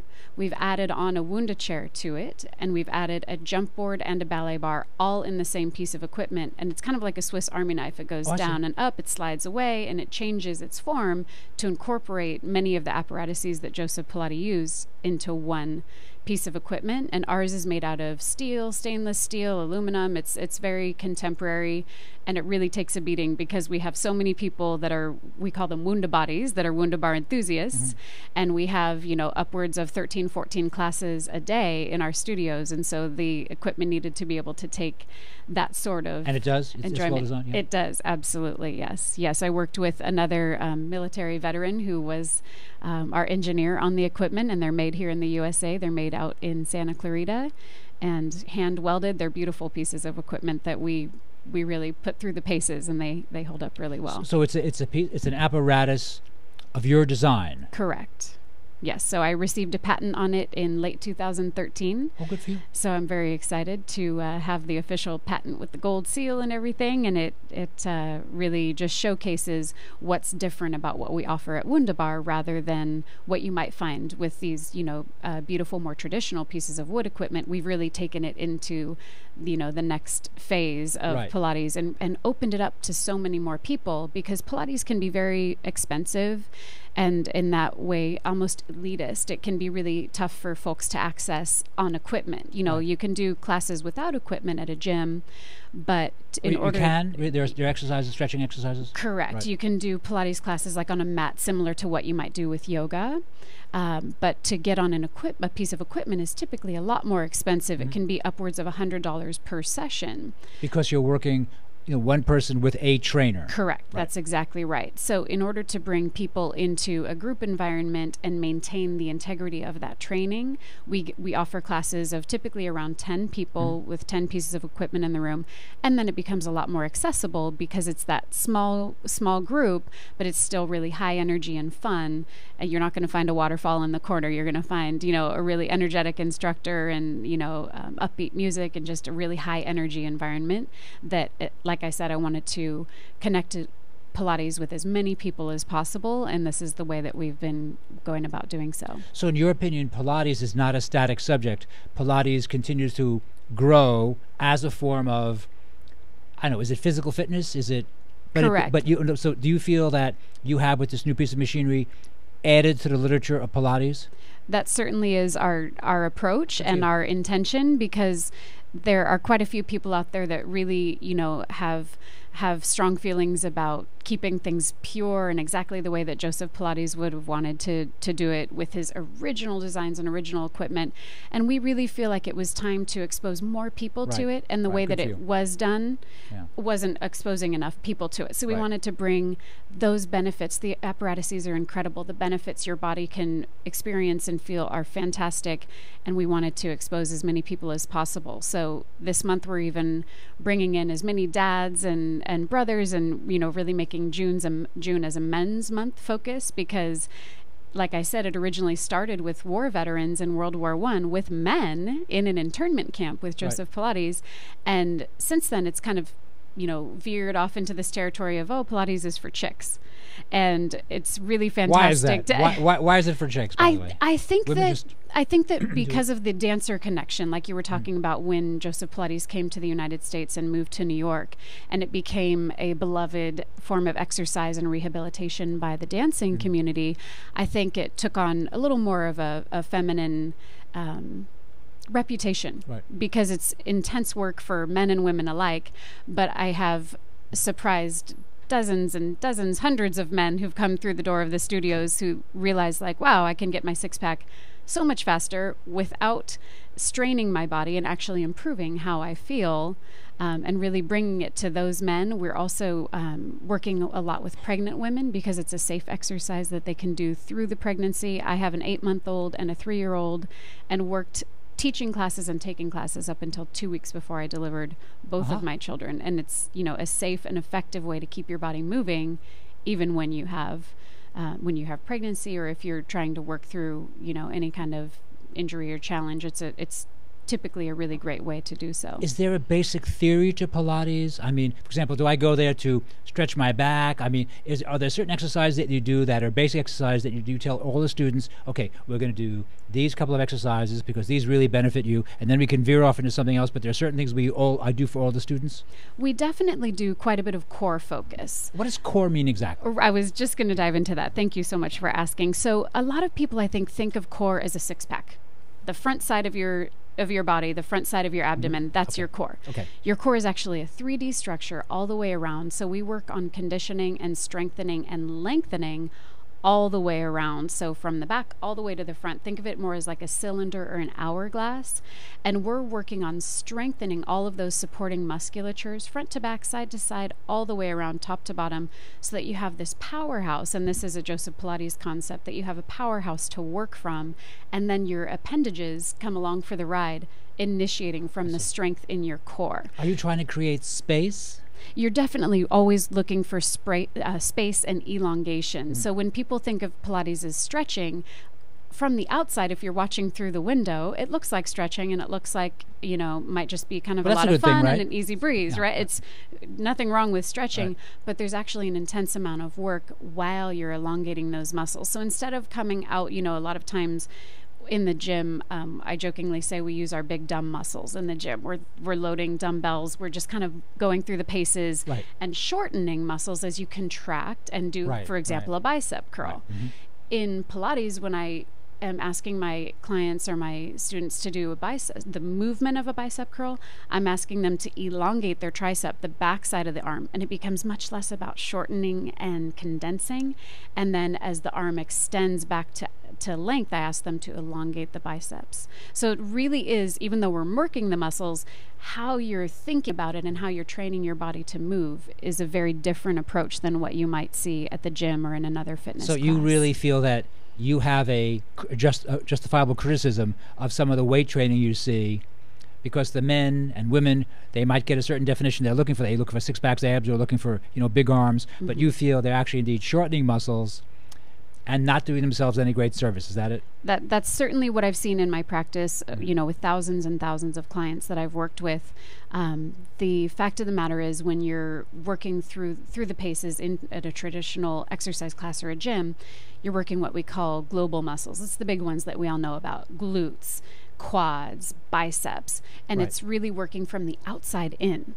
And what we ask you to do in Pilates is work from the inside out, and it still gives you that definition. It still gives you that strength and that tone, but it's coming from a different mindset, a different approach to the muscles, and we're working local muscles, which are the little tiny guys that no one typically has even heard of. So that we call our team of teachers, we call them educators, because during class we're actually educating people about their body and how to best experience their life in their own skin that they have to walk out of class with. We don't want you walking out and forgetting everything that we just worked on together. So you really feel that the trained Pilates instructor of today, say your school of it, your wing of it, that they offer more than just the guy who's teaching his clients to lift weights, because you feel that the weightlifting, while it gives you a benefit, isn't as sophisticated as your approach. Is that fair, or am I being too harsh on that one? I think that can be fair. Certainly depends on the individual that we're talking about, but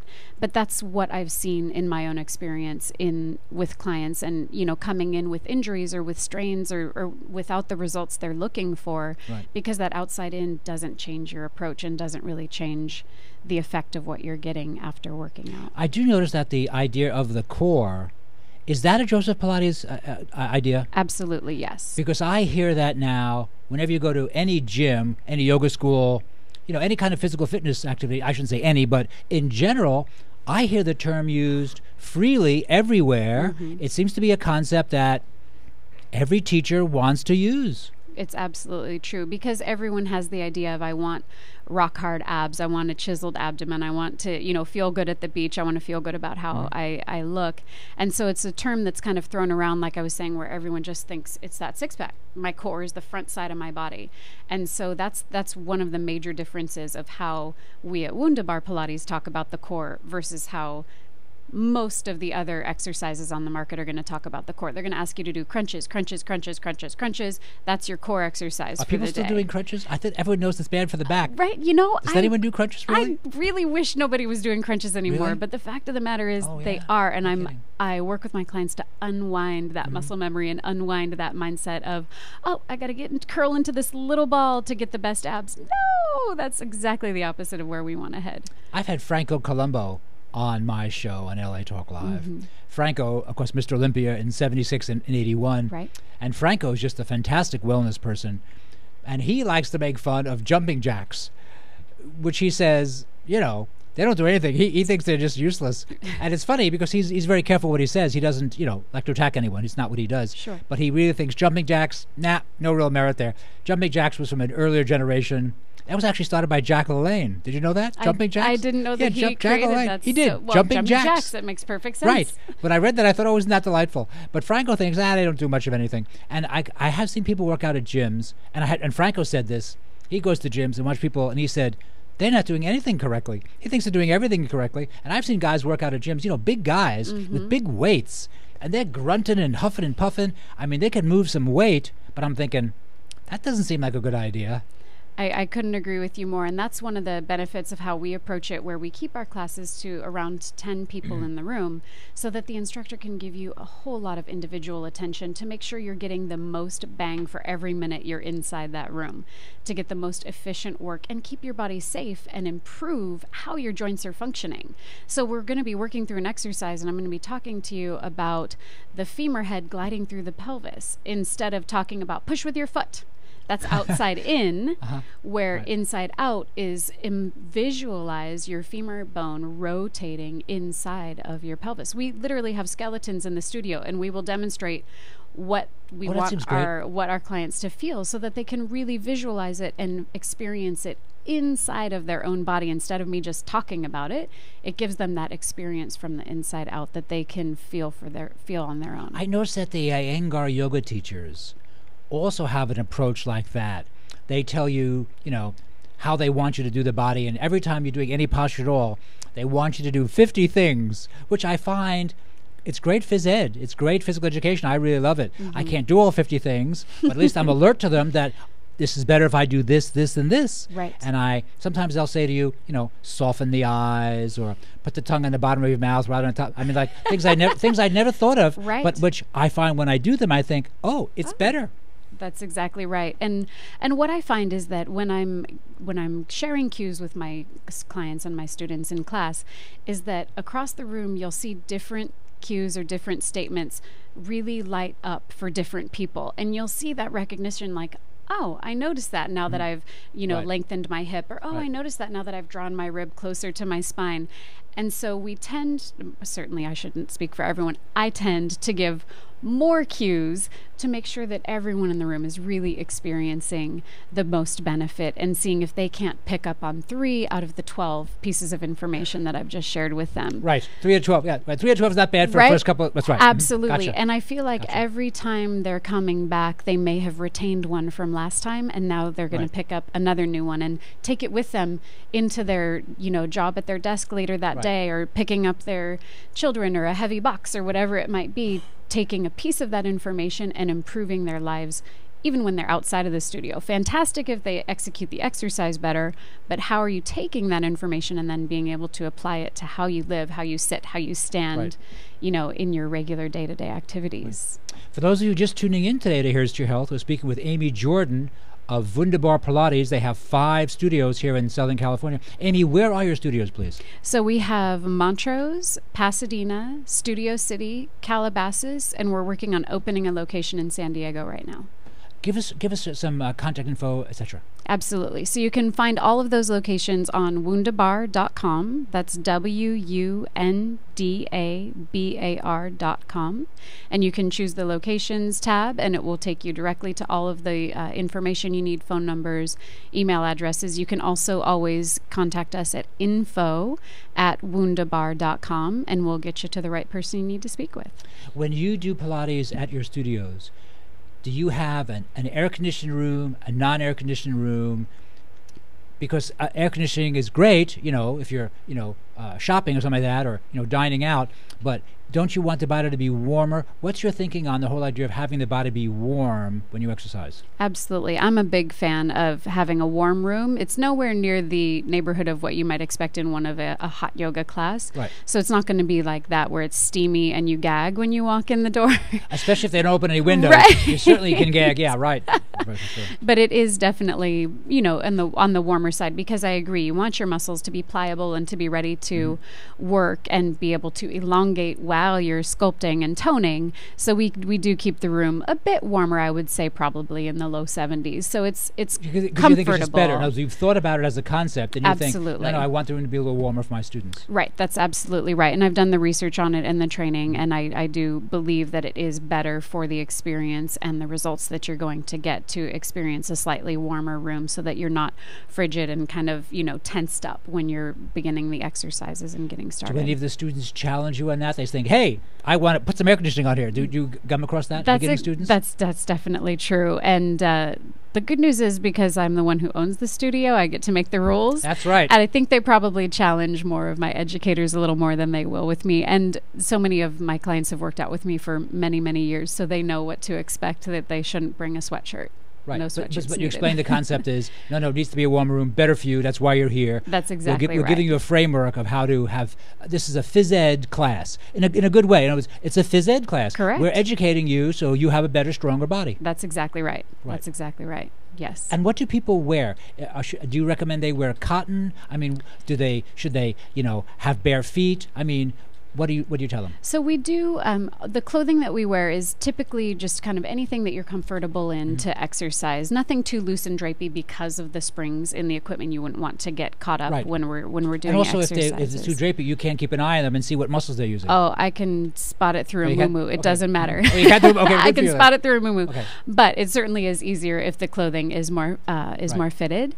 Clients can choose to either wear socks with the grippies on the bottom, or Really? they Will you allow that? we do allow that, because some people just feel more secure and comfortable, because we're asking you to stand on the machine, lay on the machine, jump off of the jump board. So some people feel more comfortable with a little more a grip. cleanliness thing? Oh, grip. A I grip see. and Grip. cleanliness. Okay. It kind of depends, maybe a little bit of both. And then we certainly have clients who prefer to work in their bare feet and really feel the ground below them and feel the connection to their skin. But anything, Pilates or yoga type wear that you're comfortable in, sweatshirt and pants, it really doesn't matter to me, whatever you feel comfortable in, because I want you to succeed in the room without having to worry about, oh gosh, I don't feel comfortable in this snug shirt. Right. Wear a t-shirt, wear whatever you like. Right. We've got people in there who decide to take their shirt off. That's great too. However you like to. So Joseph Pilates originally started this for injured servicemen. That's correct. Do you work with people with injuries now? I mean, is that a big part of the practice? Absolutely. One of my favorite stories is with a current client, and she's a veteran of Afghanistan. And 2 months ago, she came into Wunderbar Pilates in Montrose, and she could hardly walk. She could really not stand upright when she was walking. She was just so uncomfortable and having a really difficult time with some injuries. She was hit by shrapnel from an explosion in Afghanistan. And in under 2 months, she is walking tall. She is feeling great. She's, just doing so much better because, like I said, we're improving that experience in your own skin. We're not just giving you a six-pack. You can take that home with you too. Yes, we'll give you that too. But we really want you to improve how you're feeling and how you're experiencing your life. And that's just the most recent example of a veteran that we've worked with who's seen extreme benefits. Well, Amy Jordan, that's a very good example. I appreciate it very much. Amy Jordan of Wunderbar Pilates. Once again, Amy, give us your contact info. You bet. It's wunderbar.com, WUNDABAR.com, or you can email us at info@wunderbar.com. Amy, thanks for being on the show. I appreciate it. Nice to meet you, Josh. Thank you. You've been listening to Here's to Your Health on the LA Talk Live broadcast network. I'm your host, Josh Lane. Thanks for tuning in.